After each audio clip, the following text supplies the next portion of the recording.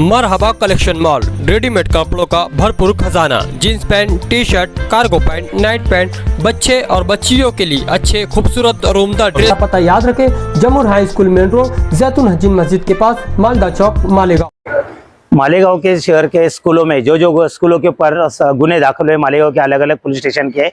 अंदर, उसमें कुछ आरोपी लोगों ने हाईकोर्ट में भागकर अटक पूर्व जामीन मंजूर किया और कुछ लोग अभी भाग रहे हैं अटक पूर्व जामीन करने के लिए। इस सिलसिले में मैंने महाराष्ट्र के माननीय मुख्यमंत्री साहब देवेंद्र फडणवीस साहब को और एसीबी माननीय नागरे साहब को, मैंने एसीबी प्रमुख नागरे साहब इनको मैंने रिक्वेस्ट किया और तकरार डाला ऑनलाइन कि मालेगांव शहर में जो स्कूलों पे गुने दाखिल है, इनकी सबकी प्रॉपर्टी की जांच किया जाए, माल मता जांच किया जाए, इनकी प्रॉपर्टी स्कूल बनने से पहले कितना था और अभी कितना है, और ये इनके पास जो कारखाने बिरखाने जो प्रॉपर्टी इतना इनकम टैक्स ये सही में सरकार को भरते हैं क्या, सरकार को इसकी जानकारी दी है क्या, अगर नहीं दी है तो इन पे कठोर कार्रवाई किया जाए, इनकी माल मता सब जब्त तक किया जाए,